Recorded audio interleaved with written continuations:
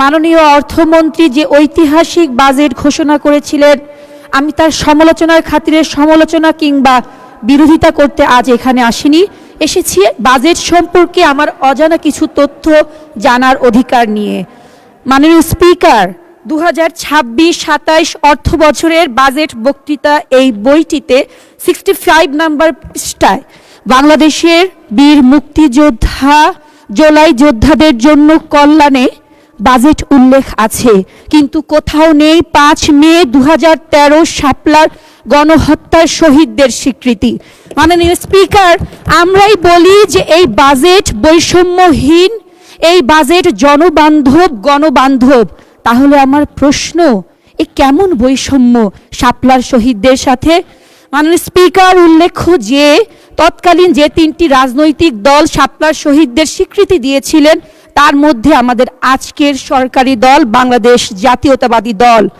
আরও উল্লেখ্য যে অন্তর্বর্তীকালীন সরকারের সময় স্থানীয় সরকার প্রকল্প তাদের বাজেট থেকে জুলাই যোদ্ধাদের সাথে 18 অক্টোবর 2025 শাপলার শহীদদের কয়েকটি পরিবারকে এককালীন অনুদান দেওয়ার কার্যক্রম শুরু করেছিলেন। তাই মাননীয় স্পিকার, আপনার মাধ্যমে মাননীয় অর্থমন্ত্রীর কাছে আমার বিনীত অনুরোধ, বৈষম্যহীন এই বাংলাদেশে বৈষম্যহীন বাজেটে সব শহীদ সমান মর্যাদা পাক। মাননীয় স্পিকার, এখন আমি চলে যাব টেক্সটাইল ইঞ্জিনিয়ার হিসেবে ব্যবসা বান্ধব আমাদের বাজেটটিতে। আমার অনেক মাননীয় বিরোধী দলের সংসদ সদস্য বলেছেন আমরা কেউ নাকি টেকনিক্যাল কোনো পয়েন্ট বলিনি, তাই আমি টেকনিক্যাল একটি পয়েন্টই বলছি। মাননীয় স্পিকার, আমাদের অর্থনীতির যে মূল চালিকা শক্তি, যা কিনা রপ্তানি আয়ের 85% এবং জিডিপির প্রায় 12% ধরে রেখেছে, সে আরএমজি এবং টেক্সটাইল খাতের সারা বছর বাজেটের দিকে তাকিয়ে থাকে শুধুমাত্র পলিসি সাপোর্ট, শুল্ক ছাড় নীতির জন্য। কিন্তু এই অর্থ বছরের বাজেটে সবচেয়ে বড় টেকনিক্যাল যেটা সংশোধন সৃষ্টি করেছে, চেঞ্জটা, তা হচ্ছে বন্ড লাইসেন্স ছাড়া শুল্ক মুক্ত কাঁচামাল আমদানির সুযোগ বাড়ানো। এমনকি 30% যে ভ্যালু অ্যাডিশনের শর্ত ছিল, তাও পুরোপুরি তুলে দেওয়ার প্রস্তাব এসেছে। মাননীয় স্পিকার, আপনার মাধ্যমে আমি মাননীয় অর্থমন্ত্রীর কাছে জানতে চাচ্ছি, এই সিদ্ধান্তের ফলে আমাদের উইভিং, স্পিনিং, ডাইং, ফিনিশিং এবং অন্যান্য ব্যাকওয়ার্ড লিঙ্কেজ যে শিল্পগুলি আছে, তা কিভাবে টিকে থাকবে? হাজার হাজার শ্রমিকের কর্মসংস্থানের দায়িত্বই বা কে নিবে? মাননীয় স্পিকার, এখন আমি চলে যাব মাদক দ্রব্যের বিরুদ্ধে আমাদের এই বাজেটের দিকে। আপনার অনুমতি নিয়ে আমি পর্যালোচনা করতে চাচ্ছি। বাংলাদেশ টোব্যাকো কন্ট্রোল অ্যাডভোকেটস এই সংগঠনটির দেয়া তথ্য অনুযায়ী তারা দীর্ঘদিন ধরে, জনস্বাস্থ্য বিশেষজ্ঞরা দীর্ঘদিন ধরে তামাকজাত, নিকোটিনজাত এসব দ্রব্য নিষিদ্ধের দাবি জানিয়ে এসেছেন, কিন্তু বর্তমান অর্থ বছরের বাজেটে সেই দাবি প্রত্যাহার করে এসব পণ্যকে করের আওতায় এনে কার্যত বাজারে এর বৈধতা সৃষ্টি করা হয়েছে। মাননীয় স্পিকার, সিগারেটের দাম বেড়েছে সত্য কথা, কিন্তু তার চেয়ে বড় সত্য কথা, 75% সিগারেট বাংলাদেশের নিম্ন স্তরের মূল্যের বাজারে সৃষ্টি হয়, যেখানে দাম বেড়েছে মাত্র 2 টাকা। এই মূল্যস্ফীতির প্রেক্ষাপটে এই বৃদ্ধিটা আমাদের নতুন প্রজন্মকে ধূমপানে কতটা নিরুৎসাহিত করতে হবে, তাকে সত্যি ভাববার বিষয় নয়।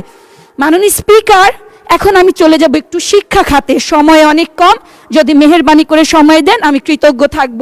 তা হচ্ছে 14 জুন 2026 মোহাম্মদপুর 13 আসনের আমাদের মাননীয় সংসদ সদস্য বলেছেন, বর্তমানে শিক্ষা বান্ধব বাজেটে শিক্ষার সাথে সরকার সংস্কৃতি, খেলাধুলা, বিভিন্ন প্রতিযোগিতার উদ্যোগ নিয়েছেন। নিঃসন্দেহে তার বক্তব্যের সাথে আমরা একমত।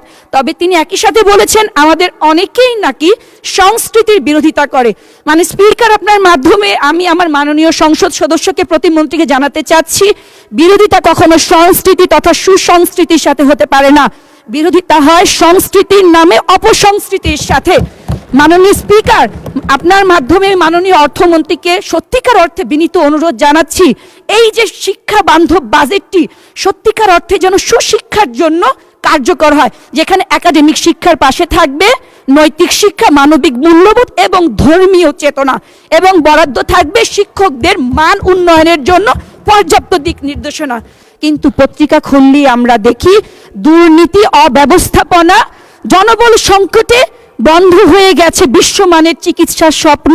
1500 কোটি টাকার সুপার স্পেশালাইজড হসপিটাল, যার 283 কোটি টাকার যন্ত্রপাতি রয়েছে, নষ্ট হওয়ার ঝুঁকিতে। তাই মাননীয় স্পিকারের মাধ্যমে মাননীয় অর্থমন্ত্রীকে আমি জানাতে চাচ্ছি, মূল্য কমানোর সাথে দরকার কার্যকর হসপিটাল, দুর্নীতিমুক্ত ব্যবস্থাপনা। মাননীয় স্পিকার, এখন আমি চলে যাব আমাদের নিত্য প্রয়োজনীয় যে মোবাইল, তার সেই সিমের যে 300 পর্যন্ত কর প্রত্যাহার করা হয়েছে। মাননীয় স্পিকার, এই পয়েন্টে যদি বলতে চাই তা বলবো, সরকার নিজেই কিন্তু স্বীকার করেছে 1200 কোটি টাকার রাজস্ব ঘাটতি হবে। এখন আমার প্রশ্ন আমার জানতে চাওয়া, মাননীয় স্পিকার আপনার মাধ্যমে মাননীয় অর্থমন্ত্রীর কাছে, যে এই কর প্রত্যাহারের ফলে সরকার কি কোনো ইম্প্যাক্ট অ্যাসেসমেন্ট গ্রহণ করেছেন, যে কতজন নতুন গ্রাহক যুক্ত হবে, নেটওয়ার্কের সম্প্রসারণ কেমন হবে, ইন্টারনেট কলেটের দাম কেমন পড়বে? যদি এরকম শর্ত না থেকে থাকে তাহলে এই কর ছাড়ের সুবিধা সাধারণ জনগণ নয়, এটা মুনাফা হিসেবে চলে যাবে অপারেটরদের দখলে।